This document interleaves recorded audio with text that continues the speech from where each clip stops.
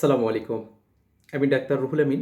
আজ কথা বলবো পুরুষদের খুবই গুরুত্বপূর্ণ একটি স্বাস্থ্য সমস্যা নিয়ে, যার নাম ভেরিকোসিল।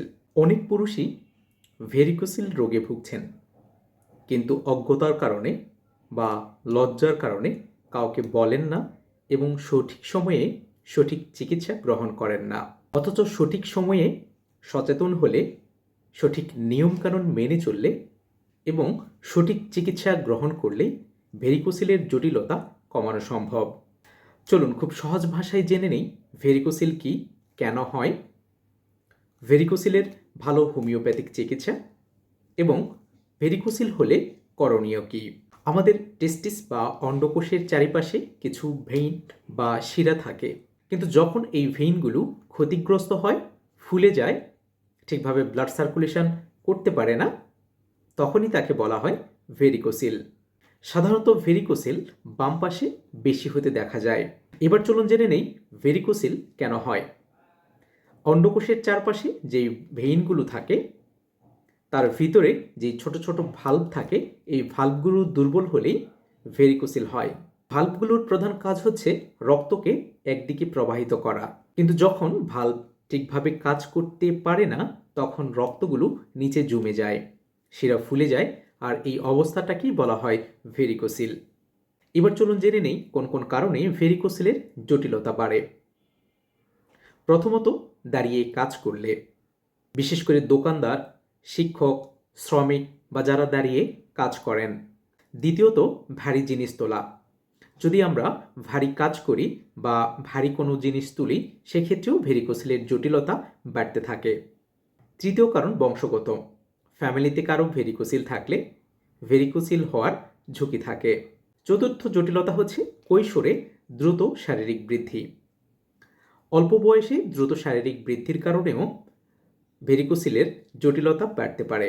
এবার চলুন জেনে নেই ভেরিকোসিলের লক্ষণ সম্পর্কে। ভেরিকোসিল হলে প্রাথমিক অবস্থায় কোনো লক্ষণই দেখা যায় না, তবে ধীরে ধীরে কিছু সমস্যা সৃষ্টি হতে শুরু করে। ভেরিকোসিল হলে টেস্টিস বা অন্ডকোষে ভারবোধ হয়, নিচের দিকে টান টান অনুভূত হয়। দীর্ঘক্ষণ দাঁড়িয়ে থাকলে টেস্টিস বা অন্ডকোষে ব্যথা অনুভূত হয়, শুয়ে থাকলে আরামবোধ হয়। টেস্টিস বা অন্ডকোষের শিরাগুলো ফুলে যায়, কেঁচোর মতো পেঁচিয়ে যায়। কখনো কখনো বন্ধ্যাত্বের মতো সমস্যাও দেখা দেয় এই ভেরিকোসিলের কারণে। সব ভেরিকোসিলই কি বিপজ্জনক?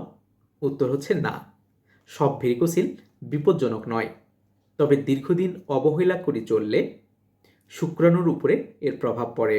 শুক্রাণুর সংখ্যা কমে যেতে পারে, শুক্রাণুর গতি কমে যেতে পারে, টেস্টোস্টেরন হরমোন লেভেল কমে যেতে পারে। বিয়ের পরে যাদের সন্তান নিতে সমস্যা হচ্ছে, তারা অবশ্যই ভেরিকোসিলের পরীক্ষাটা করে নেবেন।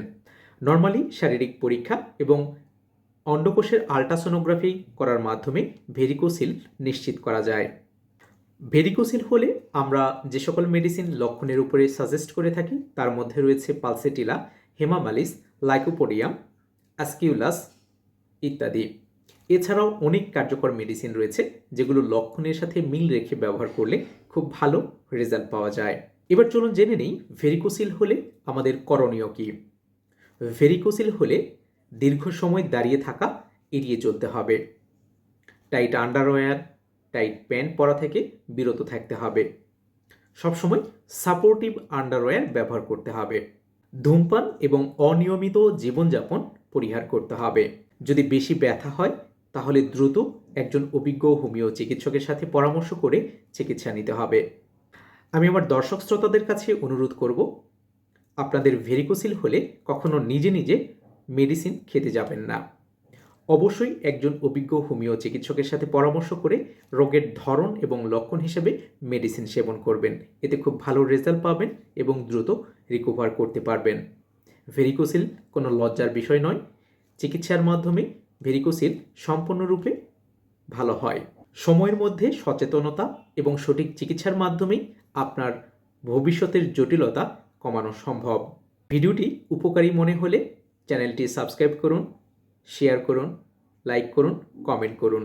সুস্থ থাকুন, ভালো থাকুন। স্বাস্থ্য বিষয়ক যে কোনো পরামর্শের জন্য টিটিএস হোমিও মেডিকেয়ারের সঙ্গে থাকুন। ধন্যবাদ সবাইকে।